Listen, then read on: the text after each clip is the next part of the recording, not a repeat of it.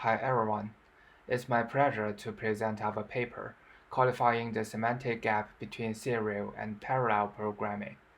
This presentation includes our modeling method, the idea of semantic gap, the solution to close the gap, and finally the experimental results. First of all, our motivation is to understand whether it is possible for compilers to parallelize serial code as good as developers do. Current compilers can't make it because it doesn't have knowledge to break dependencies safely. For example, in a passive benchmark kernel, an atomic operation is used on a shared variable. Developers know that the atomic operation can be done in a random order, but the compiler needs to respect the cross-iteration data dependence and follow the sequential order when scheduling the atomic operation. This limits parallelism that can be extracted by compiler. We call such kinds of limit as semantic gap. We would like to measure and then solve the gap. In this paper, firstly, we propose the method to qualify the semantic gap. By analyzing the gap, we propose 4 semantic gap components and show how much they contribute to the gap in different benchmarks. Further, we propose how to close the gap using previously proposed programming language extensions. Finally, we show how automatic parallelization can be improved by closing the gap. To analyze the semantic gap, we first measure the parallelism. We do this using the SCC, strongly connected components. An SCC is a cycle in the Program Dependence Graph, which includes both control and data dependencies. The SCC is a basic sequential unit that inside it, the instructions are sequential, and on different threads, the same SCC need to be sequential. Outside SCC, the instructions can run in parallel, and the different SCCs can run in parallel. Here in the figure, we show how SCCs are used to model parallelism. For various parallelization models, such as dual-cross helix (DSWP), they all have the same critical path through the SCCs, so the execution cost of the parallelized loop is the same. What differs is the way that SCCs are distributed to CPU cores, but that is abstracted away in our modeling. So the quantitative analysis in our modeling is showing the theoretical parallelism limit. For limit study, we would like to look at what happens with the maximum parallelism. Existing compiler dependence analysis is conservative. The dependence may not happen at runtime. We abstract away from a particular compiler implementation by using minimum DDG to reveal the maximum parallelism. To do this, we design an Oracle extractor to get runtime dependencies and use only the true dependence to build SCCs.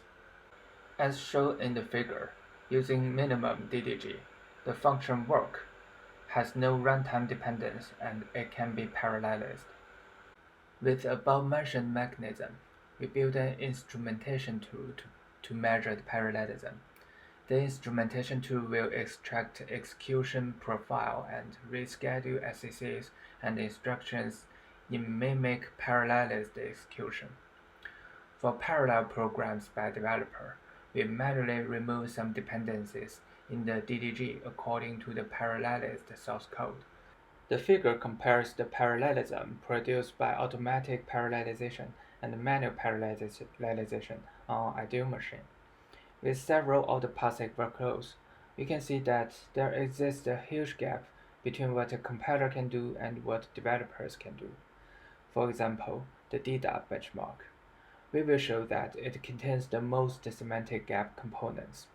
Because of this, manual parallelization extraordinarily surpassed the automatic parallelization in this case. In some other cases, compiler can do a good job, like Swamption and Black Skulls. By analyzing the benchmarks showing great semantic gap, we propose 4 semantic gap components. The first one is algorithm option. It means the developer can use algorithm knowledge to trade off the algorithm's accuracy to break dependence.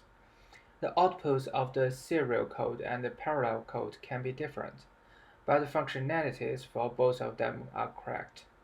For example, in the deduct benchmark, the algorithm is wrapping fingerprints, which process inputs data in chunks. The final chunk in the buffer may not be a full-size chunk, and in serial version, it will be merged with the new reading data, and such processes causes dependence. In the parallel version, the chunk at the buffer tail won't be merged to the further reading data, therefore the dependence is prevented. To convey this semantic knowledge to compiler, you can use the programming language extension, the trade-off interface. The additional code is shown in the example. With the trade-off, the compiler can remove the dependence when conducting automatic parallelization. The second semantic gap component is reassociation. Developers use the semantic knowledge to extend reduction to data structures which is unsafe in compiler's view. In the example, using the reassociation interface, compiler will know the output array can be relocated according to the number of threads, and the order of output can be random. Then the dependence is eliminated and more parallelism is available. The next semantic gap component is duplication. This component indicates that a thread can make a localized copy of input data to prevent dependence. The duplicable interface will tell the compiler that the data structure can be processed in a local copy, and the duplicate method must be given to make the local copy. The fourth component is called commutative dependence. In this case, there is still dependence, but the critical paths in the code can be executed in any order. The reordering of critical paths in parallel execution will expose more parallelism. Above-mentioned semantic gap components can have various combinations in different benchmarks. We investigate their contributions by closing the components one by one, and also in different orders if there are multiple components in one benchmark. The figure shows the percentage of speedup normalized to manual parallelization.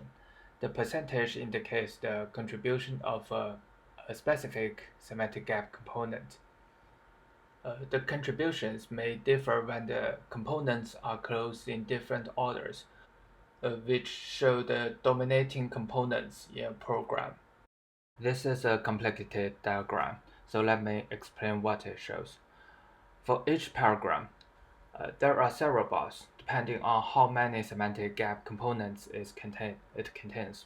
So there are 6 versions for Caneel because it has 3 components, and so that there are 6 orders in which we can close the gap. For each version of the program, the bar shows the contribution of the semantic gap components to closing the gap. The number of colors in a segment of the bar indicates how many components are closed and what is the order. For example, Caneel number 1. The order of closing the semantic gap components is commutative, then the duplication, and finally algorithm option. We can see that all 3 must be closed to get full speed up.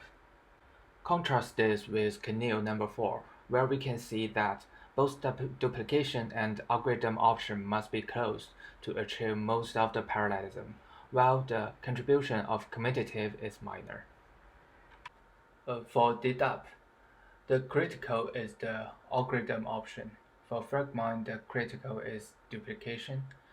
Fully dynamite has only a single component, which is commutative. Stream cluster contains only reassociation. In summary, full speedup can be only achieved by closing all semantic gap components, but ordering matters, and some contribute more than others to closing the semantic gap. We also measure the parallelism by simulating real-world system restriction.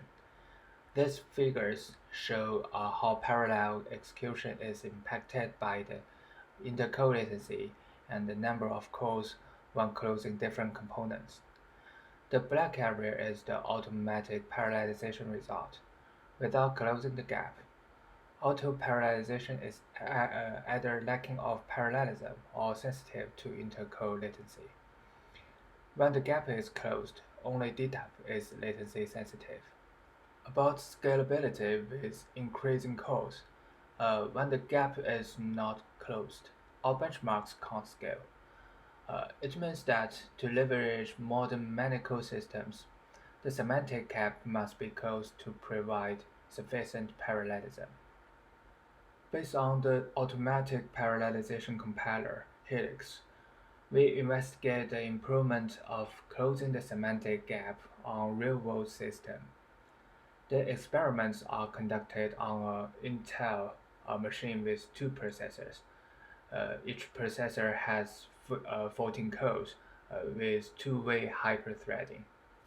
To schedule parallel execution, we use Oracle dependence to reveal maximum parallelism.